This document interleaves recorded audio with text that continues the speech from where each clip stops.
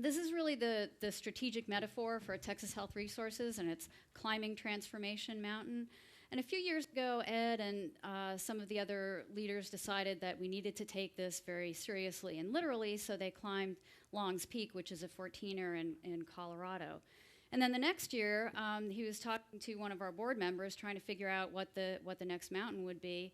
And our board member said, well, why don't you climb Kilimanjaro? I've got a lodge in Tanzania, and you can stay there after the climb. So that sounded like a good idea. And about 9 months or so, the group was getting together to start the planning for the climb. And we knew that the lodge was in a Maasai village. So Ed was saying, well, you know, there's a small rudimentary school. We'll bring some books, do a little bit of a mission. And I thought, well, we're Texas Health Resources. How about we do a medical mission? And the second that popped out of my mouth was, ruh-roh, you know, I don't know anything about that. But next slide. You know, then it all of a sudden becomes a vision. And this is, you know, you've got Kilimanjaro in the background. And that little architectural detail there, it was actually the clinic that we decided that we were going to build. And it did become a vision, but you have to execute on that. So. Yeah, so the next lesson that we learned is that you have to sweat the small stuff. So you're not only going to climb a mountain, but you're building this clinic. There's a ton of details, and if you don't sweat the small stuff, the big thing won't happen, that vision won't happen. So you can have the greatest expectations in the world. Want to hit the next one?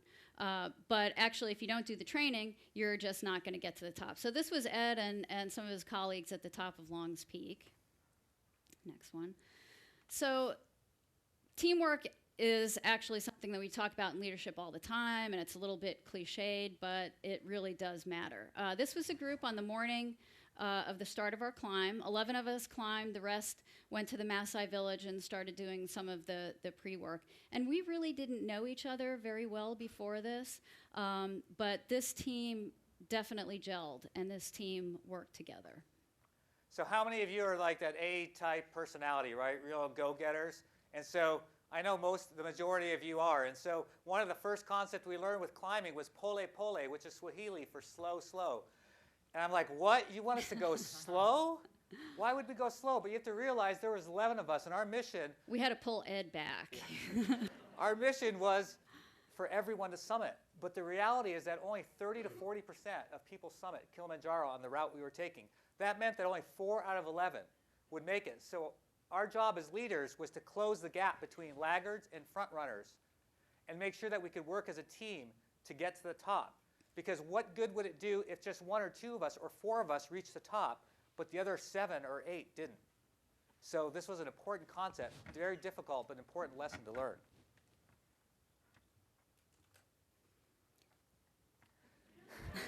There's no picture here. But one thing we know as leaders, and you heard some of this already this morning, is that transparency is key to leadership. And you know, at first we were all shy. We didn't know each other. We stopped every hour to go pee, right? And we'd take like 10 minutes because we were all hiding behind bushes and rocks or whatever we could find. And that didn't last long. No. So pretty soon it was turn around and pee in place. And you know... Easier for some than others. The point was that being transparent, suddenly our team really got tight, close-knit. And that was really important because of all the challenges that we would face, that we had that experience. Now, there are some times when as a leader, you may have to vomit. In fact, one of our leaders did. But you know, that was a private thing. And as leaders, you have to know that sometimes you need to be very, very transparent. And there's a few times when transparency is sometimes left to the side. So another key feature of leadership is gratitude. And this was one of our porters, and these guys were amazing. They would run up and down the mountain carrying 50 pounds on their heads. And I think what that really teaches is that as leaders, if you're not grateful for the people who are working behind the scenes and supporting you, you're not going to get to the top. It just won't happen. These guys were amazing. So another real difficult thing was the concept of climbing high and sleeping low. You know, on every mountain, whether it's a real mountain or a challenge at work or at home, there's peaks and valleys. Sometimes the valleys are real valleys, and sometimes they may be artificial valleys. But what I learned, and again, very, very difficult as a leader, is that you have to relish the valleys.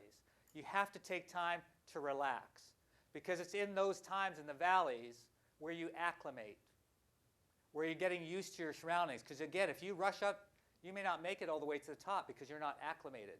So by spending time in the valleys, that's where the joy is. And also, without the time in the valley, your chances of summiting are significantly diminished. So our guides were good leaders, not just in finding the path and getting us up the mountain, but they knew when we were struggling, and they knew when to encourage us, when to back off, and when to push us. Next one. The next slide, this is when we were climbing up. It's called the Barranco Wall, and it was pretty steep, as you can tell. And I think a characteristic that we learned there was, if you look to the top, it seems insurmountable. What you need to do as leaders is just keep going. Look at the next step, make sure you get to that step, and then eventually you will get to the top. So this slide isn't a mistake.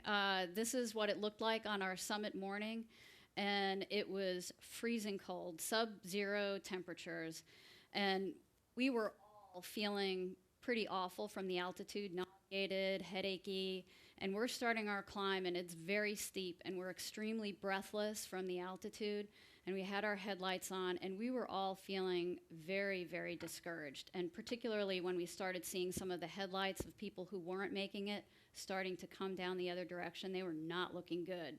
But we kept going, and at the point where, later when we were talking about this, we all felt our most discouraged and our most worried, and we didn't want to be the ones who were going to stop and turn around. But our guides started singing, and they started singing Gloria, and it started off softly, and it was the most beautiful, ethereal sound that we could have imagined, and the stars were shining, and despite how ill and tired and cold we felt, we all started to sing as well, and that really propelled us forward. So this was the sun starting to climb. We were at Stella Peak. That's not quite the top, but at this point when we saw the sunrise, we knew we would make it. And the next thing that's really important that we learned is you have to be in the moment, right? So these are the 5 officers that made it, and actually all 11 of us made it. So we had 100% success, which is just amazing. And these are the 5 officers, and so that's Liz on the far, as you're looking at it, on the far right, and myself on the far left. Note to self, if you ever summit a mountain, like move your goggles and your mask so people actually know who you are. And you got to enjoy the moment, though, you know, because again, I'm like, okay, we made it to the top, let's get down. You know, I want to go back, I want to get a shower, I haven't showered in 7 days, I want to see my wife, but you really need to enjoy the moment. And so I won't tell you who this was, but that's actually Matt Troop doing the cartwheel. Some of you know Matt Troop. But I won't tell you who the other people were. But we don't know that. We can talk about that later. So also an important thing is after we came down the mountain, we had, as Liz mentioned, we had many, many people serving us and helping us. And they were so joyful. And the reason they were so joyful is we decided to give sacrificially, which is really hard, right? We gave them tips, but we gave them way beyond what the normal would be. And it was a sacrifice for us, actually. And some of us, we had a hard time with it, but we knew we would bless them because the clothes that they wore sandals going up. We were wearing these $100, $200, $300 shoes, and they're wearing sandals up 19,000 feet. So we just really wanted to bless them, and you can see the joy that brings. Having fun with your team and with the other leaders is important, and we had a great time. But as you as leaders know that you need to have a good time, otherwise you're not going to get there. So that was the end of our climb, which we thought was going to be the great part. But actually, this was the Maasai village. This is called a boma. These are dung huts. This is where the people live with their animals. This was our clinic. This was the room that was the pharmacy, the lab, medical records, break room, you name it. next pick is actually, this was me. Even though I was a medical director, that meant that I didn't actually get a room to see patients. I got to see them in the anteroom. Yeah, so this was the first day. And what was important is the community engagement. You can't go off anywhere, you know, whether locally or certainly internationally, and do something like this without having the community engaged. So that's really important. Have your team engaged, have other co-workers engaged. And here in the center, you have the Nelson Mandela-looking individual. He's actually the former Prime Minister of Tanzania. We had about 17 of the 20 country senators there as well. So it's a big opening ceremony. Some of you who are THR, you will notice Doug and Martha Hawthorne, who were great benefactors for the clinic, and they're in the middle as well. And one last shot is just you can see the joy of the villagers. This was a village of 10,000 people, never had health care before. And you can see the joy as they're singing and the costumes and the dancing. One other thing difficult for me to learn, but very important, is that you have to know when to lead and when to follow. And so while I was responsible for the overall program, doing a medical clinic's not my thing. So we had great medical director and Dr. Ransom, and also Winji, who spoke earlier today. She was actually the president of the clinic. And then also, you see here, leaders serving. There is no job that's too small for leaders. This is our CEO, Doug Hawthorne, and Scott Ransom, who was the president of UNT Health Science Center at the time. And they are cleaning urine off the floor. So that's what leaders do. And never tell me that because you don't have the right title, you can't influence. And don't ever tell me because you don't have the right experience, you can influence. In the middle there is my daughter, 17 years old at the time. She was the person that brought the village together with our team. And then we had rewards beyond the vision. So they were so impressed with our advanced team, the 5 women that had gone in advance while we were climbing the rock, that they brought in school back in session. They got to teach them about nutrition, about well-being, about all sorts of things, very important universal precautions. And then the final slide I'll show you on this part here. Notice that these blue backpacks, sometime on National Geographic, there's going to be a special. They're going to be in remote Tanzania, and they're going to see these Texas Health Dallas backpacks. These are Presby Dallas backpacks. Yeah. So on the opening day of the clinic, you know, we had joked when we were climbing that we had this eclectic group of physicians, an OBGYN, I'm an ENT, we had a neonatologist. I mean, really, you know, why do you need that? So I'm seeing the first patient, first day, and with a Swahili to English translator, it's obvious that she's pregnant. And she's been in labor for 3 days. She hasn't felt the baby move for a day. So luckily, we had no OB. So I'm, you know, calling Scott, get over here. So we bring her into a room, and we had nothing. We didn't even have electricity or running water, and certainly we didn't have any serious equipment to do anything. And we couldn't call in CareFlight to come and take her either. So he examined her, and it was clear there was meconium, which is a sign of fetal distress.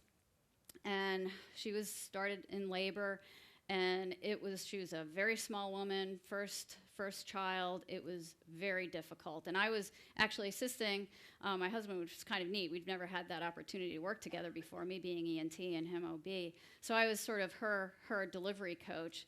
Finally deliver the baby, and it's gray and floppy and not breathing. So luckily, we have a neonatologist. We don't really have resuscitation equipment, but poked a hole in a baggie, and he's resuscitating the infant. I'm doing compressions. Scott's sewing up the episiotomy. Finally, after what seems like an eternity, the baby starts breathing and screaming. And we started breathing again, too. And it was just an amazing experience, because if this had not gone well, it would have been just disastrous for that community. So the woman afterwards, when she was getting ready to leave, asked through a translator what my name was, and she named the baby Elizabeth. So. And Elizabeth had the idea, if you recall, about 9 months prior to our getting there to do the medical clinic. And that's baby Elizabeth about a year, a little over a year, later. We got this picture about a month or two ago. So what's cool, right, is that this clinic still runs today. So it's been almost 2 years. It has a physician, a nurse, all African. It's sustained by the government. There's a few of us who also continue to help out. UT Southwest will be starting rotations there next summer for residents. And they are serving this population that never had health care before. And, you know, truth be told, we went there to climb a rock. You know, we went there and we ended up changing the lives of people, including ourselves. Because action, when you have that vision and you take that action, you transform. Thanks for having us speak today.